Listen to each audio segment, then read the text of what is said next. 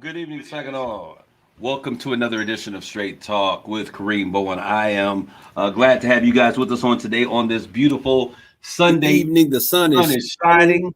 I thought it was going to start off with possibly snow this morning, but we ended up with a beautiful sunshine-filled day. We want to thank you guys for tuning in, as you all have done so many times here at Straight Talk, and we just want to say thank you. For those of you listening on your FM dial 107.1 FM, I want to say thank you. Those who are watching via social media. You can catch us in two different locations at this WTLZ on social media stream on Facebook. You can also catch us at Straight Talk with Kareem Bowen on social media, Facebook, and I believe that we also have a stream. And if not a live stream, you'll be able to catch this in its entirety, both at kisswtlz.com in podcast form in just a couple of days, or you can go to my YouTube channel, I Grow Daily, Kareem Bowen, I Grow Daily. So we're going to get to what's hot off the press. We got a lot going on here today, and a lot of things that are really kind of stirring up what's on my mind. All right. First of all, it is Memorial Day weekend. This is the unofficial start of the summer. So I want to say to all of you that are out there, I hope you are having a very safe Memorial Day weekend. What a difference a year makes, Rob. We got the Rob father in the house, my producer, Rob. What a difference a year makes. Yeah, it's going by pretty fast. It's going by pretty fast. Considering that this is June. Tomorrow is June 1st. Actually, 31st. Tomorrow's June 31st, right? No, tomorrow's May 31st. May 31st. I'm sorry, May 31st. I'm telling you, things are moving so fast. I'm already in July. Tomorrow's May 31st, Memorial Day, and June 1st is right around the corner. It has been a year. And some months since COVID hit. It's been a year now since the George Floyd protests and the murder of George Floyd, and so much has changed in just a single year. And I'm so glad that you guys have taken the time to be with us here on today. But I was just thinking about everything that has taken place and everything that's going on, and it had me just kind of like, wow, in a year's time, so much can happen. But we're here today. We're going to get through this one today because as I was looking and thinking about today's show, I was just like, there is so much going on that we must address and we got to talk about. So we're going to get to all that right now. $52 million. Can you say that with me? $52 million. Once again, for those of you who are listening, that's how much money that the city of Saginaw has coming in. For us to be able to do great things with this is a community venture.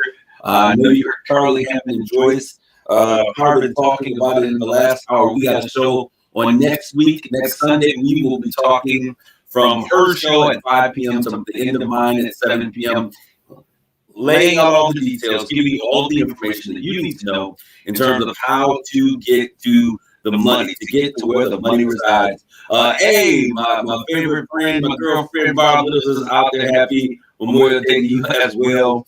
And as you said, we honor those who gave their lives for our country. And I want to get to that. All the way from Tulsa, Oklahoma. Ruth, you're going to make the headlines on today because we're going to talk a little bit about Black Wall Street, which took place right there in Tulsa, Oklahoma. All right, so what's next on my list? I want to just give a shout out really quick to all of those individuals, servicemen who have died, who have given their life, made the ultimate sacrifice, to those who defended our capital in the midst of an insurrection.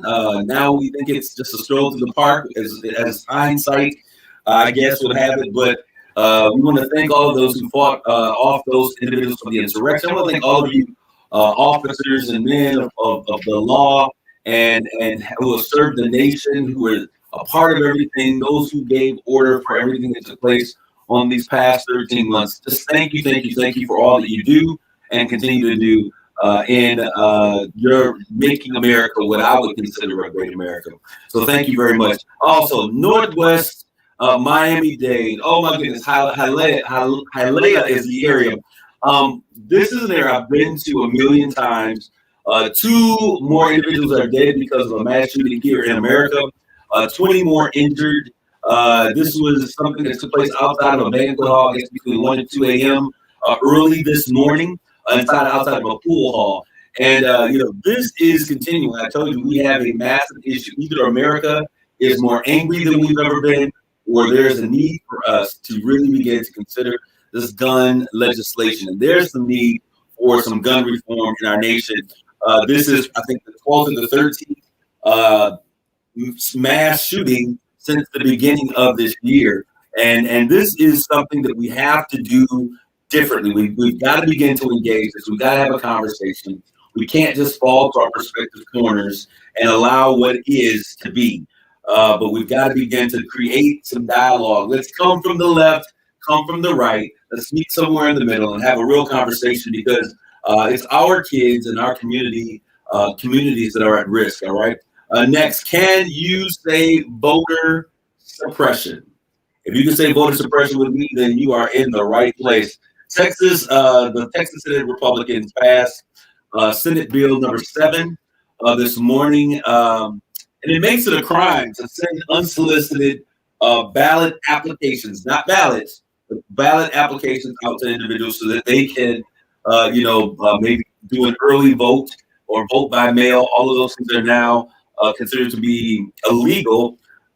This is absolutely crazy. This is the ultimate attempt. Once again, we have another state going in for voter suppression. It lowers the burden of proof in terms of what is election fraud. It bans drive-through elections.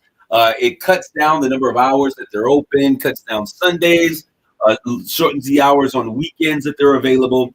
And we've got to begin to do something about this. It was 1965 that the Voting Rights Act was passed. And it's interesting because today's conversation, we're going to talk about where are we now on today, but it looks like many of the same freedoms, Rob, that we fought in the early 60s, the mid 60s, the late 60s, 63 to 68. It looks like we're fighting for those same freedoms all over again.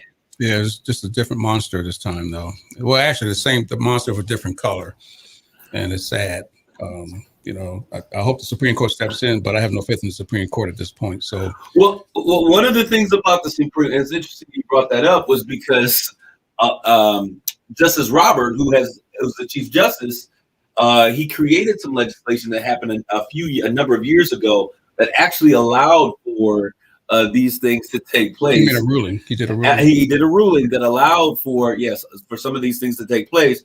And so it's going to be interesting to see how this happens. But what we do need to have take place, and this is what I want to say to everybody that's out there, this shows us more than ever why we must be involved in what takes place in our local elections, at our state level.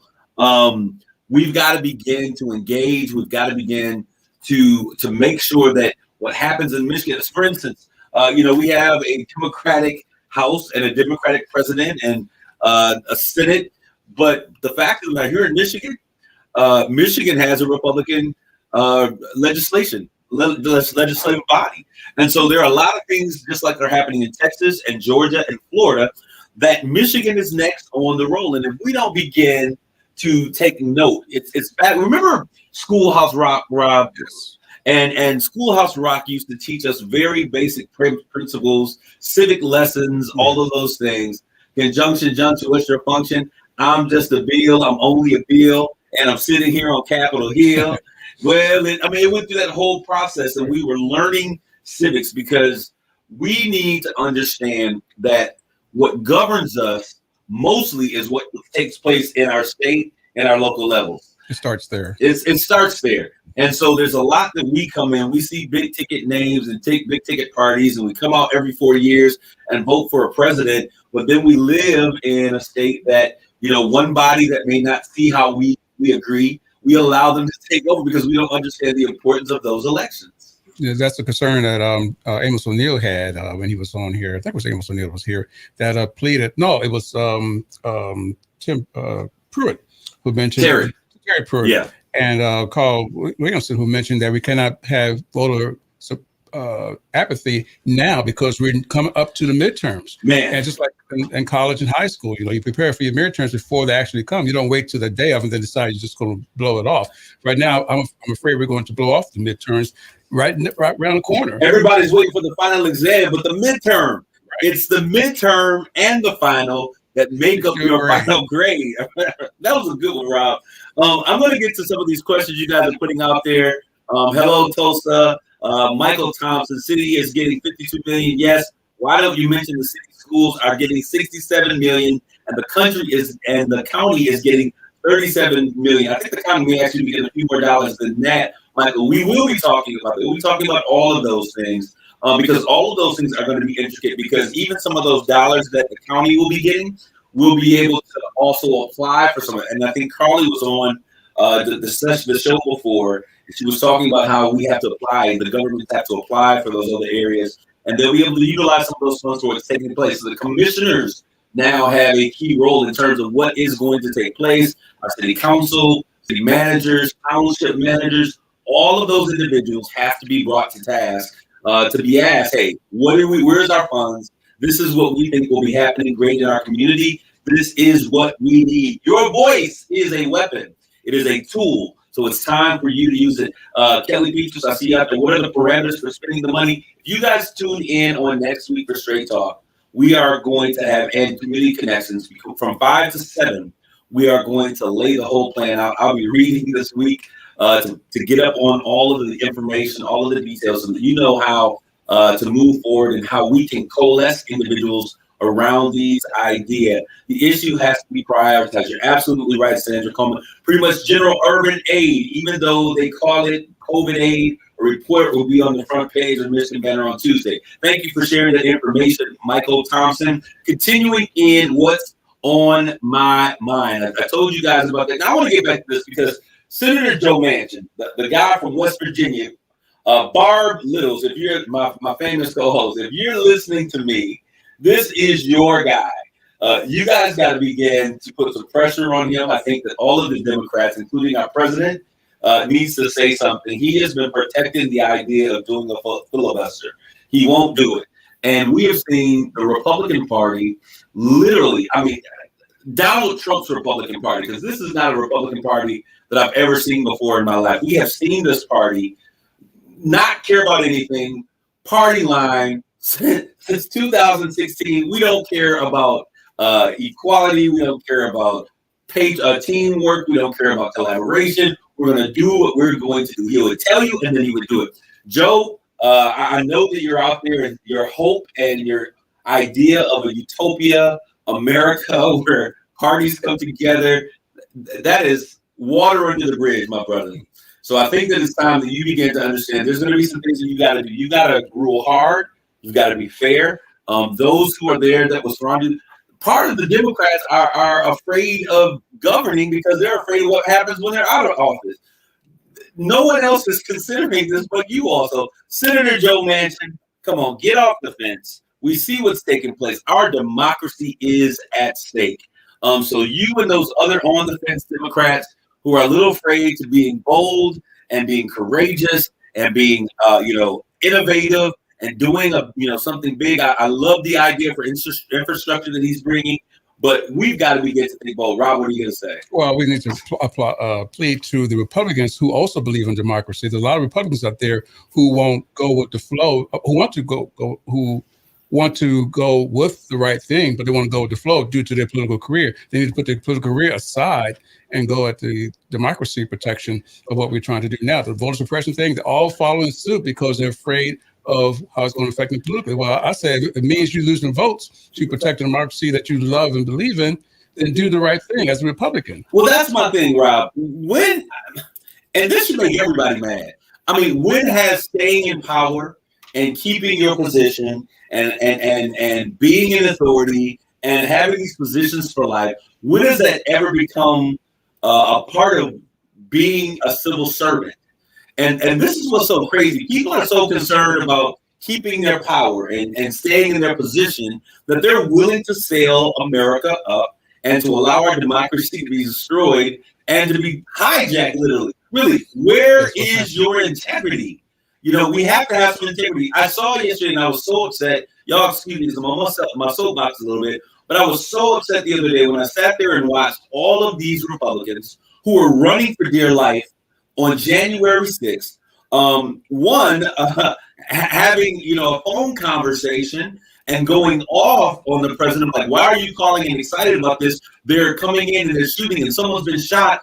All of this was like Rescue 911. They're running in, they're hiding, and now all of a sudden, no one will have a pair of gonads to stand up to number 5 and his cronies and say, listen, this was an insurrection.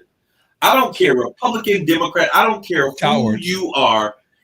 Being a leader, being a civil servant means that you must have some sense of integrity, and you have to have the courage to lead. We are in a situation where courage is under fire and people are cowering in this particular situation, and it doesn't look good. Barb, I hear what you're saying. Barb out there in West Virginia, she is now down there. She's a West Virginianer. She says that they are now, they are mobilizing and they are bringing things together. And these situations have always been there, just being exposed. You're absolutely right. We've got to do better, y'all. We got to do better. We've got to get involved, and we've got to make some things happen. All right. So I want to make sure that you all are aware of something that's going to happen.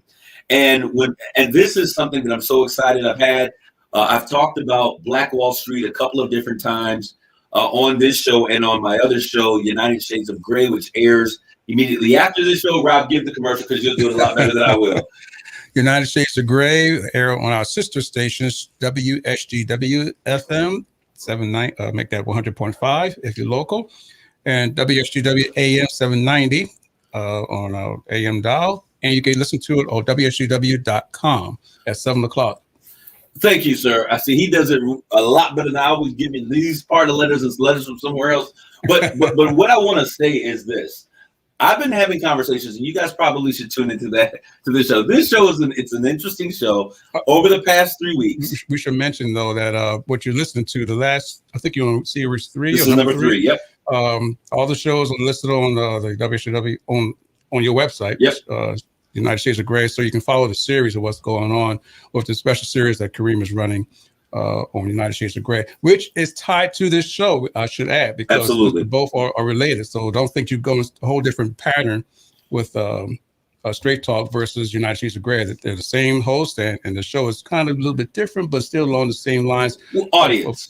So listenership. Right. So, but I want you guys to have because what we've been talking about, and Rob, you're absolutely right. This is it's a 5-part series. We're on week number 3. I said 4 initially, but there are 4 individuals in addition to the first show that I did. So it's a 5-part series. We just completed part number 3. It should air tonight. And we've been talking to leaders and CEOs, presidents of organizations. The first show, I laid out what systemic racism is, how we ended up with it, where it came from. And then from there, we've talked with the CEO of Hemlock Semiconductor, Mark Bassett.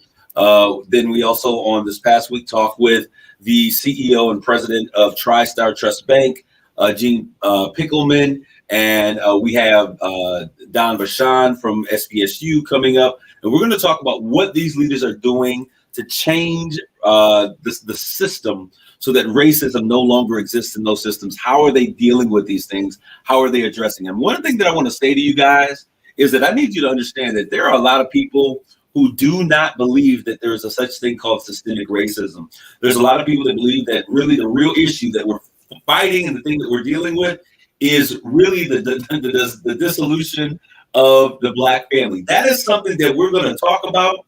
But I think that we've got to begin to lean into this conversation because not only do you have to have your opinion, but you have to understand how the other side thinks as well. And as we have these conversations, hopefully we can find some collaboration in the middle. And I think that when we have collaboration, there's certain things that we have to demand to change. There are certain things that have to change in order for this to happen. But I think also that there has to be a collaborative effort that takes place for real diversity and inclusion and equity to take place in terms of bringing the conversation to put things in place that are necessary for us to see that take place. So tune into that. It'll happen right after the show. Rob is giving you those details. But Dreamland. I talked about Tulsa, Oklahoma. We talked about Black Wall Street. All of those things. The burning of Black Wall Street. The name of the show is Dreamland, the special Dreamland, the burning of Black Wall Street. It's going to be on CNN Memorial Day evening at 9 p.m. Now, this 10 o'clock. I think it's 10. You may be right, but I think I saw 10 on okay, get on there at 9 o'clock and stay here at 10. But it's going to be on there. Check local listings. Yes, and you want to make sure that you watch this because I need you all to understand this is something that has really, in most cases, their hope was that we would never have a conversation about it. Their hope was that you would never, ever hear anything about this. And this is why I say this. There was a community, this is in 1921 was when the massacre took place, but just after the Civil War and after blacks were freed, there were two pockets where we saw great things happening in Black America. One area was in Harlem. In that Renaissance period, we talked about that on my other show, United Shades of Gray. 9 o'clock. So it is 9 o'clock. Thank you, Ms. Littles, for sharing that information and correcting us on today. But in Harlem, we had the Renaissance period where blacks were first defining who they were as Black people. We see Black people now living as middle-class citizens, moving into Harlem, which was an all-white segregated area, now having jobs and educations and degrees and having businesses and creating what we now know as 125th Street, the center of Manhattan, the Apollo, all of those things where Black culture and blacks were finally defining themselves as a people was taking place in the New York, the northwestern part of the country.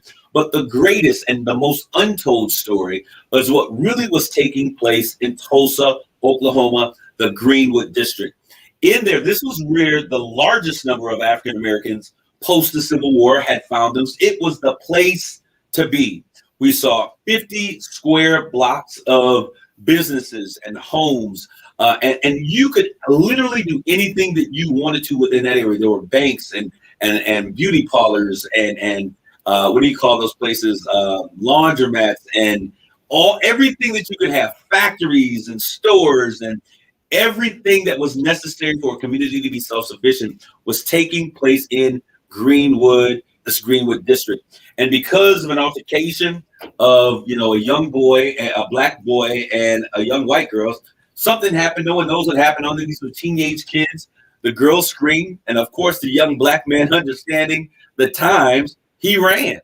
And this started an entire explosion within the community. There was already a series of hate that how in the world do they come in and they begin to buy and create and build. And this was where they burned down an entire city. Over 300 plus individuals were murdered, went into their homes, shot those men and women, killed them, then drugged them out to the outskirts of the city.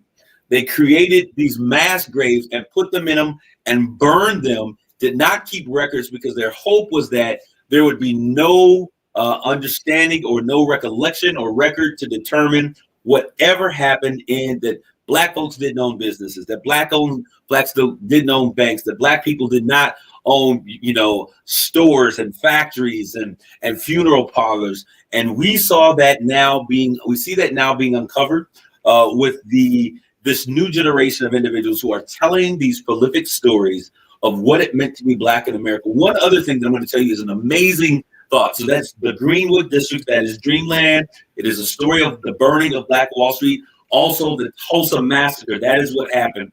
Killed them all, wiped the slates clean, kept no records, put them in mass graves. And as a matter of fact, I think there was a young woman that was 107, just like 107.1 years old, that went before Congress to testify. And I'll tell you why this is so important. And I'm going to take a little bit more time than I anticipated it to take to tell this story. It's important because when we look at our history, and we look at all the other nationalities and all the other races of people who have gone through the atrocities that the American people or the American government has sent them through, all of them have gained some sense of restitution or reparation. We see that the Jewish Americans by the Jews from Germany were given reparations. I think they were saying somewhere to the tune of $99 billion or something like that. It was an elevator. I'm seeing you, Ruth Russell. It was an elevator. In the elevator, the boy tripped and grabbed her arm to steady himself. She went home and told her parents that he had tried to rape her. No one was ever arrested for the massacre. The young boy was arrested, and as a matter of fact, the men of the community rose up to actually go to the police department to demand his release. So that part is there. So you guys got to understand this. So everyone has had some form of restitution or reparations. But when it comes to the descendants of the Negro slave, the conversation turns, I don't think that reparations or restitution is necessary. We see that with the Native Americans, with the indigenous people here of America. I want to make sure that we're PC at the same time, but I want to make sure that people understand what I'm talking about. We saw that with them in terms of how they were taken care of. I looked at even how the crime bill, and I'm not hating on anybody. Anybody who can get justice in America, I applaud you. I am cheering with you because we understand that justice flows down like a river. And it seems that often when it came to us, that river was a tidal wave that swept us off the map. But we saw how quickly the nation was able to pass a hate bill for Asian Americans. And I'm proud of America for doing that. But why is it so difficult for them to do the same thing when it comes to Black America? Now, let me tell you this. When we were looking at, they were talking about this new, and this is all a part of the idea of the concept of what happens with Black Wall Street and how Black people have been oppressed with their businesses. And every time we do something great, it's destroyed. Same thing happened up in Harlem during the Harlem Renaissance. But when we look at this, and there was someone during the conversation came up about, Rob, about the virus, about COVID-19. And they're now wondering if this is actually something that had escaped from a laboratory in Wuhan. Have you heard that? Yes, I know. And the government, the Biden administration, is doing a more thorough research to find out exactly when that was created there or when that came from animals. And so they're trying to, because remember before they were saying it was a wet market, and so you go there, all the wet markets are closed. Reporters are still not allowed in those laboratories in Wuhan. But there's a growing suspicion that when number 45 was calling it the China virus, that he may have had intel and using it to other people didn't know. So now they're wondering if this did in fact come from a lab in Wuhan. And I heard one of the white senators from the Republican Party who has stood up time and time again, abhorrently against reparations, said, if this truly came from China, then we deserve reparations. I gotta look you all those who are on social media directly in your eyes. If this came from China, then we are deserved reparations. Now, I couldn't believe it when I heard it. So the reporter asked, why do you think we're deserved reparations? And he says, because so many American lives were killed, because our economy was wounded, because we spent so much time trying to recover. And I sat there and I said to myself, oh my God, thank you for making the best case ever for reparations. When you as a people have been harmed, which we have been harmed by this thing. And once again, because of the disparities in healthcare, we as Black individuals were harmed the most from this deadly disease. When I say the most, I'm talking about in proportionality. In proportion, it was disproportionately affecting Black communities. But when I heard him say that they deserved reparations, but he was so adamant against ever bringing the concept or the vote or the decision to have that conversation on the Senate floor, I could not believe my eyes. So this is what I'm telling you guys. Just like Karen, we saw Karen turn on the liquid waterfalls and the tears and the sound when she was in Central Park. They are aware of what's going on. They understand. It's not that they're all clueless. Some of them are nice people, but they understand that reparations or having some sense of restitution means that you have to give up something. Okay? You cannot have equality. You cannot have diversity. You cannot have inclusion and equity unless someone is willing to give up something, and they're not willing to do it. So I think that's another conversation that we're going to keep our eyes on, because if they continue crying for reparations, what happened with COVID, and I think that this is awful, it's the most horrific thing we've ever seen in my lifetime, then we also need to continue that conversation about reparations for the ADOS, African descendants of slave here in America. We're going to take a quick commercial break right here, and we'll be right back. 2 minutes, Rob. We'll be back in 2 minutes with more Straight Talk. Stay tuned. You're listening to Straight Talk with Kareem Bowen on KISS 107.1. I was 1 minute, but I looked at this log. It's 2 minutes. Stu, I could not believe when he said on both sides of their mouth. They say one thing and then do something else, or like James Brown would say, talk about saying nothing. I couldn't believe it.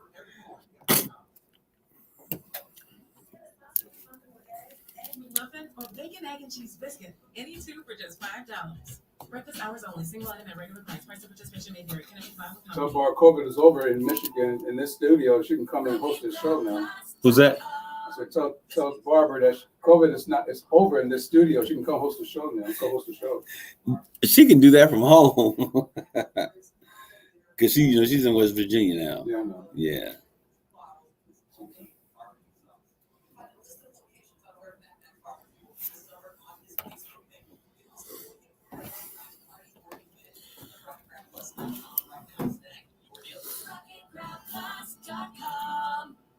Is finding the clothes that you love in just the right fit and size an overwhelming task? Experience a new way to shop with Stitch Fix. Our experts hand select pieces so you can get the ease of personal styling from the convenience of home.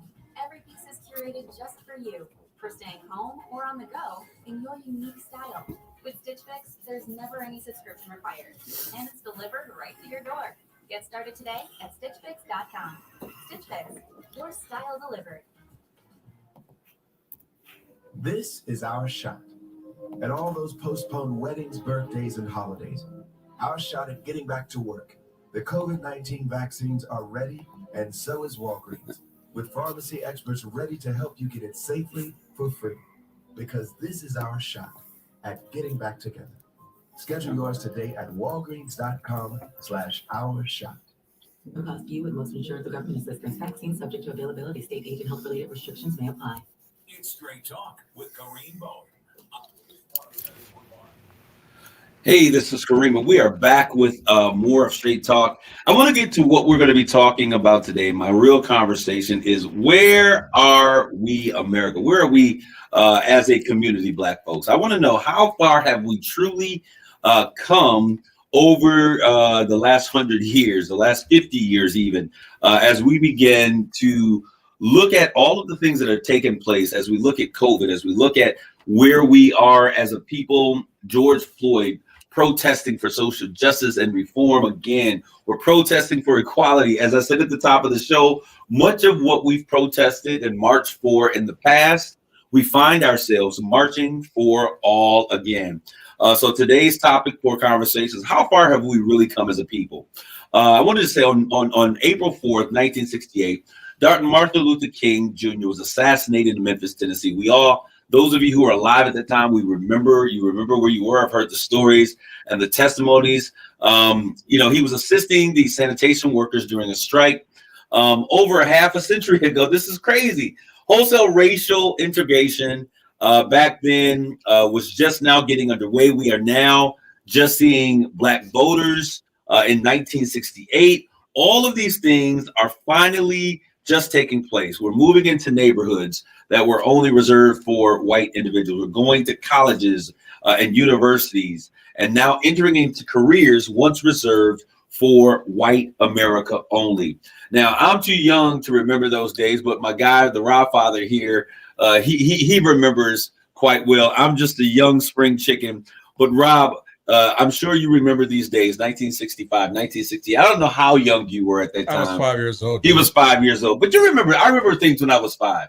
What do you remember during that place in time, Rob? The Black Panthers, for one. Philadelphia Black Panthers were coming to our home because we had relatives who were members of that organization in Philadelphia.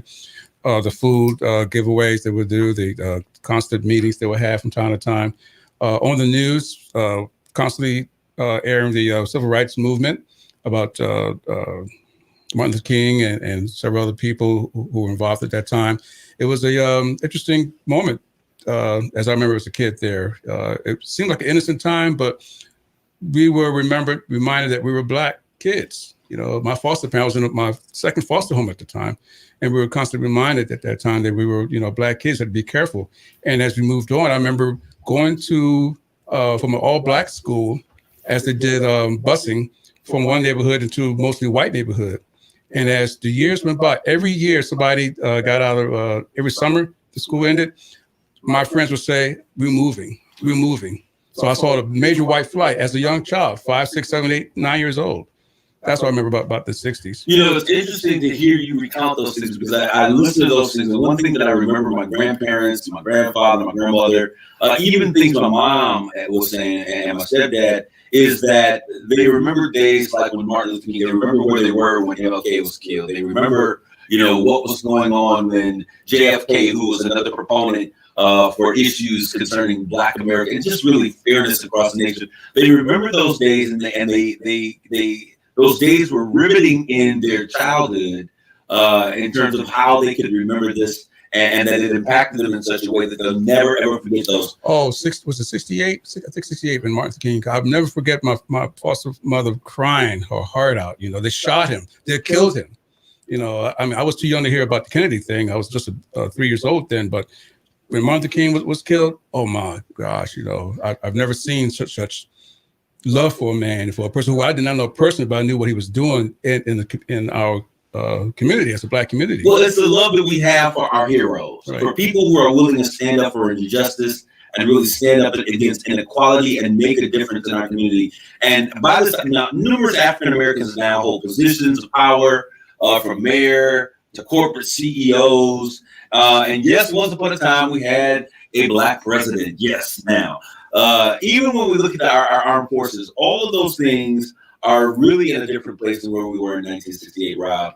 But one of the things that I'm looking at is that how is it that we can have so much progress and so little movement? And as a people, we've got to begin to ask ourselves that question. How can we have so much progress? We have now a Black president. We have a first Black vice president who happens to be a woman as well. We have had so much progress, but yet we are still having so little movement. What do you account that for, Rob? Voter apathy, fear. We still have the issue of racism in the country. Mm-hmm. And if anything is to reflect that, it's the voter suppression that's going on for all the states that Donald Trump lost. They're saying, hey, we lost once. There is no way, because President Obama came, I think, within 12 points of of his election when he was running against to become president for the first time. And then in his second election, when Hillary Clinton was blown out the water, but she was somewhere around, maybe Obama was 19, she was 12. And then we see now that Joe Biden in this new election was within 9 points of winning Texas, which is staunchly red. We as a nation, there's something called the browning of America. Now, what y'all need to understand is that it is the browning of America. And we are now dealing with some issues as it relates, because we are not the only people of color that are here in the United States. We are the only ADUS. And so we make a distinction that we are African descendants of slave because we have a very unique history that takes place here. There is no other community of color that is in the United States that has made the sacrifice or the contribution to what our nation is, the way that we have as a people. And so we should always understand that. And we are as Black people, we are so loving. We will embrace everyone and everything that comes, and I don't have an issue with that. We stood with the Asian no to Asian hate movement, but the reality of it is I didn't see many no to Asian hate movement people standing up for the protests and rights of Black individuals. And we are loving people, and I love that about us, and I hate it about us at the same time, because we have to understand that no one else in this nation is going to stand up for us the way that we need to stand for ourselves. Now, what I do love is I do love seeing that other nationalities are being recognized. I don't think that hate against anyone in this nation should be tolerated, seeing that this is a nation of immigrants. So I want to get back to this. The 1960s were tumultuous years indeed. During the long, hot summers of 1965 to 1968, American cities saw 150 race riots and other uprisings. The protests were a sign of profound citizen anger about a nation that, according to the National Advisory Council of Civil Disorders, was moving toward two societies, one Black and one white. We were actually becoming a nation that was separate but equal. And you said something about the Great White Flight, and that's what we turned it. White America, those of you listening in, don't be turned off. This terminology is not something that is offensive. I said something, Rob, and let's talk about this first. Let's talk about the Great White Flight. When we talk about the Great White Flight, what are we talking about? plainly put, when Black people move in, white people move out. And that's just the way it is in most communities. What used to be the suburbs were all white. When Blacks move into the suburbs, whites move out. Now, we're not saying every white person does it. We're not saying every Black. It's because of Black people. We're saying that because of the mindset, they believe that if a minority, Black, yellow, brown, moves into that community, it's going to bring the value of that community down. And so, to protect their own interests, there are white residents there who feel that they should move on or move out, or they fight for where they are. But rather than fight, they rather and get along and assimilate or allow us to assimilate, they rather move on. And usually, those who can leave move. Those who stay are usually those who can't afford to leave. And this is something that has been historic. I know there are examples of thank you, Ruth Phelps Rushlow said. Truth. Thank you for that one word, powerful statement. Truth. What are we going to say, Rob? Well, I was going to say, as a result of the minorities moving in, control of money hinders what goes into the community. For example, if you have a nice community there and supported by politicians and whatnot, oh yeah, it gets $52 million. But if it's all Black, no, because the Blacks don't know how to take care of the property, whatnot. Well, Blacks didn't have the political access, so they didn't have that older income, and so they don't make enough money to help keep this community up. So they don't deserve to be here. Eventually, what we'll get to is a real conversation with you all out there, because as we talk about how far we've come, I think the thing that is the most important conversation, and we've been getting distracted by a whole lot of carrots, and there's been a lot of moving pieces that have needed to be addressed. But the thing that is of greatest importance to me, and I see this, and I've said this with my white counterparts who run in corporations, the biggest issue that we currently deal with is the issue of the wealth gap.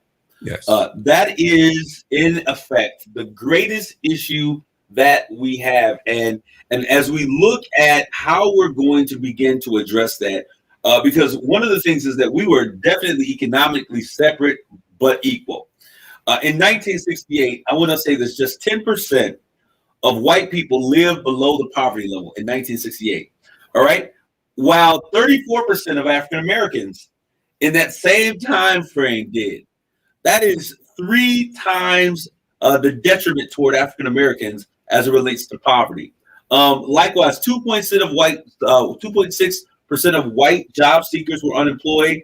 6.7% of Black job seekers were unemployed. So as we begin to see the slavery did a doozy on us. Now I'm going to tell you what people are going to say. Listen, okay, well, slavery was 100 years ago. Yes, the wealth gap. Angie Lockins, you're absolutely right. That was 100 years ago.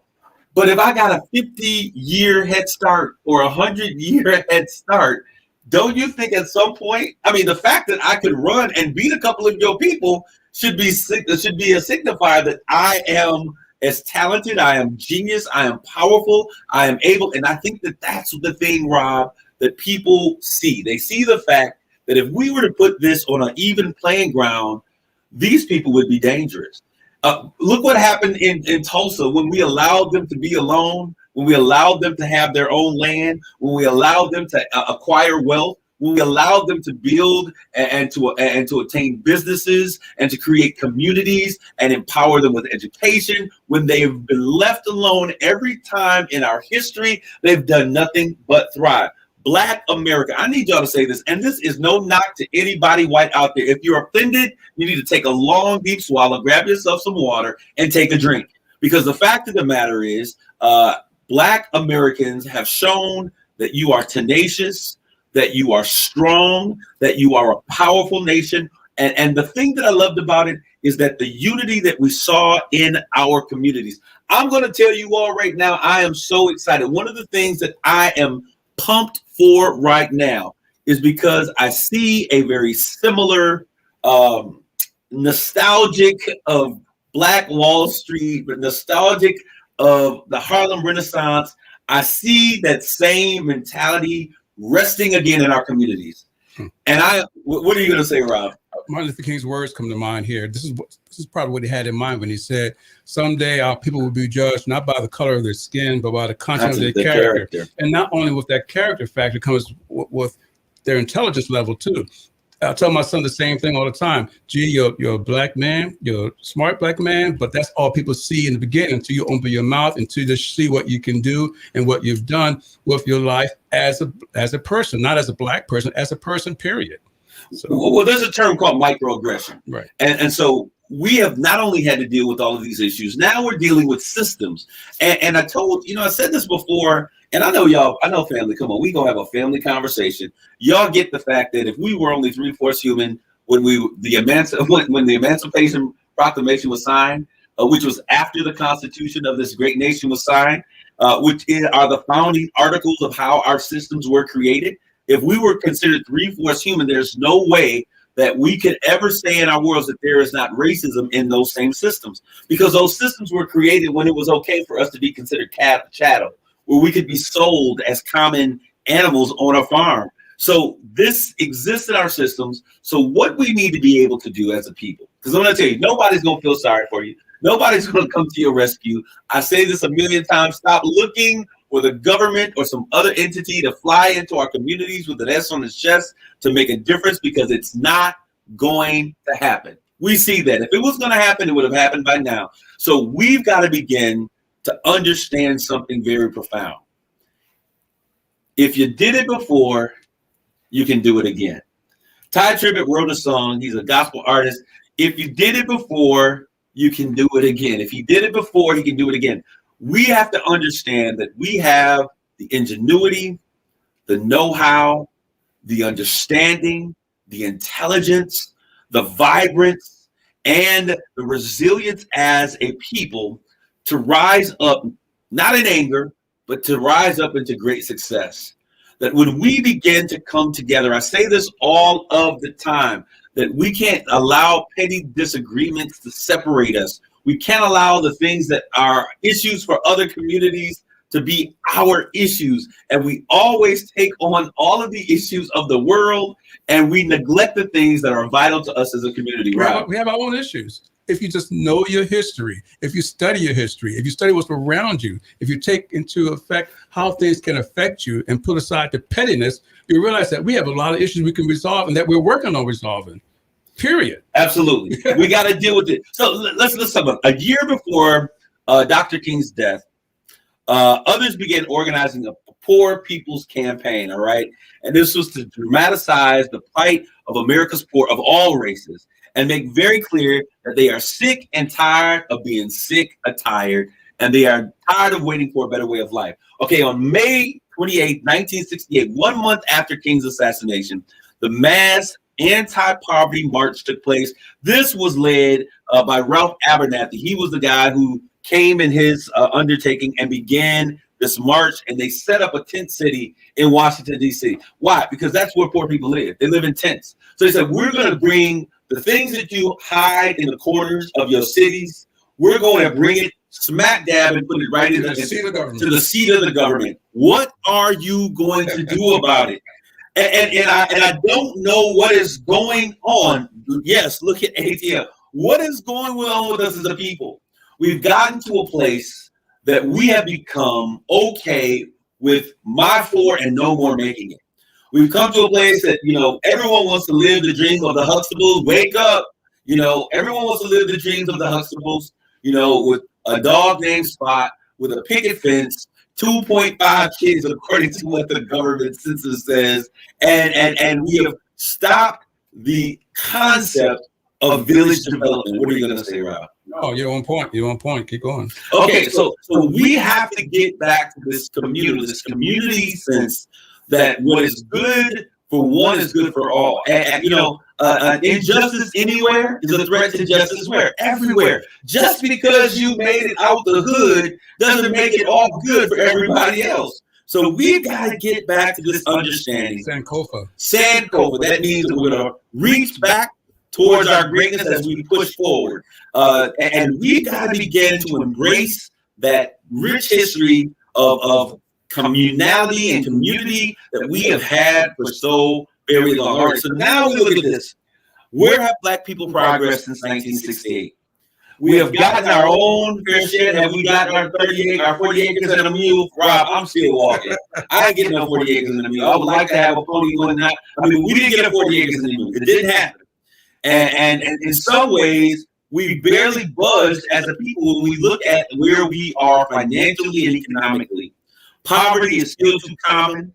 In 1968, 25 million Americans, roughly 13% of the population, lived below the poverty level. In 2016, this is just a few years ago, 5 years ago, 43 million or more than 12.7% did at that time. Today's Black poverty rate is 21%. Do you hear what I'm saying? 21%. And it's still almost 3 times that of white America. This is just absolutely ridiculous. We've gone from 32% in 1968, and we're now looking at 21%. This is not a huge improvement. We as a people, we can do better. Financial security still differs dramatically by race. In 2018, Black households earned an average of $57.30 for every $100 in income earned by white families. And for every $100 in white families' wealth, here we go, we're talking about that wealth gap, Black families earn just $5.04. That is the story and the story of the tape right there. For every $100, in 2018, Rob, this is years after all of the civil injustice, Black families earn $5.04. You know, I'm 61 years old. I was blessed to turn 61 just a few weeks ago. And everything you're mentioning here, going back to the 60s seems like yesterday to me in many ways. I think about the 80s. Well, they say as you get older, time flies. Yeah, but then your memory gets better too. I'm just messing with you. Go ahead. No, I hear that. And in a way it does. But when I think about the 80s, think about it's just like yesterday as I'm preparing my music list. Or you talk about the 60s and the 70s. Everything you just mentioned, history and whatnot, I remember vaguely. Is that the right word? Clearly, almost, of what happened way back then, you know, and then I see the repeat. So I'm sure your mother could say the same thing, you know. We've been through this before, it's just except that it's worse now. You know, what goes around truly comes back around. You know, the word of God says that there's nothing new under the sun. What we're dealing with has come back around. Now, this is something that is very troubling, and this is going to be a whole show, maybe a couple of shows, as we begin to unpack this. In terms of social progress in Black communities or the lack thereof. And when we're going to talk about families that are headed, Black families that are headed by single mothers, in the 1960s, unmarried women were the main breadwinners of only 20% of our households. Only 20% of households in the 60s were headed by unmarried women, single moms in their households. And in recent years, this number has risen so high to 72%. 72% of homes in our community are now being headed by our women. All right, now I'm going to tell you this is the conversation that we'll have, and I've heard it happen a million times. We'll say that the wealth gap is necessary, and they'll say, hey, the wealth gap is real.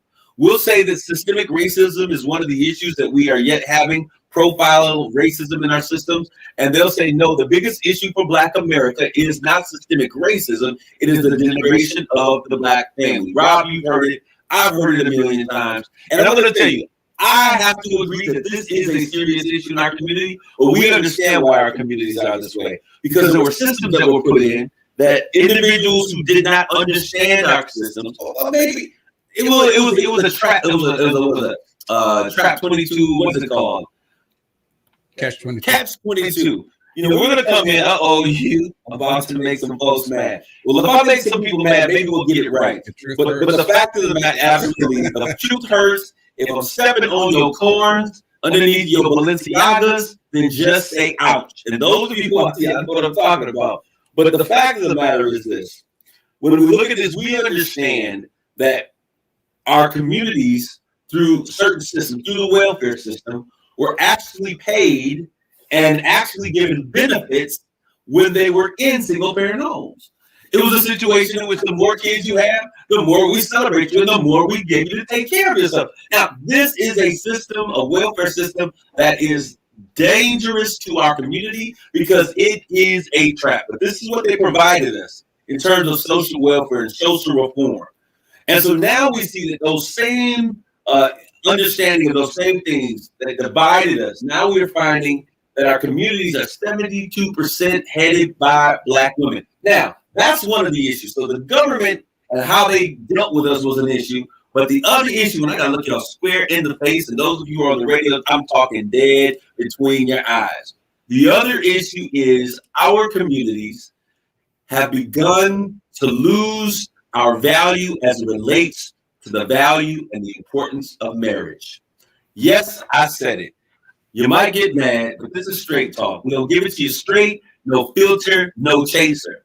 And the fact of the matter is, the more that we have seen it, and this goes across the board, homes that are led solely by women tend to have a greater level of poverty and that's in the white community, in the Hispanic community, in the Latino community, in whatever community that you have. Two is better than one. I'm not trying to say that you can't do it without a man. I'm not trying to say you have to. This is not some old school, antiquated, misogynistic conversation that I'm having. But anybody who understands math knows that 1 + 1 is 2, and 2 is always better than 1. It's better than 1 when you look at 2 incomes coming in to provide for a child. It's better than 1 when you have 4 pairs of eyes, 2 sets of eyes, 4 eyes, looking at a child and making sure that child is protected. 2 is better than 1 when you look at someone having to get up and cook breakfast, because you can take turns. One can make breakfast on Monday, then he can turn around and cook breakfast on Tuesday. 2 is better than 1 because instead of having to miss the child's parent-teacher conferences, we now have one that may be able to get off work or stagger their times. 2 is better than 1 because now that mother doesn't have to sit at home and try to figure out how she's going to pay for child care. Because what we can do, and this is what happened in my home, was my stepdad. My parents staggered their work schedule. So when I was growing up, I had grandparents that were helping, and they were a key part of my growing up. Marriage is an integral part of a successful family dynamic, whether you like it or not. That's my opinion. And you'll hear the disclaimer comes on that Yvonne will say, this is straight talk, and the opinions that are expressed are of Kareem Bowen and not of the station of Alpha Media. I'm going to give it to you right now. The fact of the matter is 2 are better than 1. So we've got to have a real conversation, folks. We got to have a real conversation. What is going on in the village that we are now celebrating? And a life is a beautiful life. But the moment we begin to celebrate these 16, 17, 18, yes, mama, grandmama, all y'all, you are a part of the issue that we have now created in our community. Y'all don't like this. I know you don't like this. And some of y'all mad. Y'all send me a letter. Write a letter into the radio station. Title it to Straight Talk to Kareem Bowen. We'll have a conversation on it. If you want to come into my feed and we have a conversation, we can. But the fact of the matter is that we celebrate these babies having babies. And now we have a generation of folk that are 16, 17, 18 years old that are raising babies by themselves. They're trying to be, I don't need no man. You can never be a father. Ladies, you can never be a father. You can just be an ill version that steps in to try to repair the breach. We're going to have a real conversation about this as we move forward, because these things are the things that are helping to really demonize who we are as a people. These are things that we have to have real conversations about, because I'm going to tell you what happens in white communities. They have, and I'm not saying that this is what I would do because I am very pro-life, but they have abortions. The reason they have a whole bunch of pregnancies is they were having abortions when we were in high school and junior high. They were having protected sex where we think, it don't feel the same. We got to have a real conversation. I got to get off. This is all. I'm getting off my soapbox. This is Kareem. We're tuning off for today, but we'll be back with more conversations on Straight Talk. Listening to Straight Talk with Kareem Bowen on KISS 107.1. The views and opinions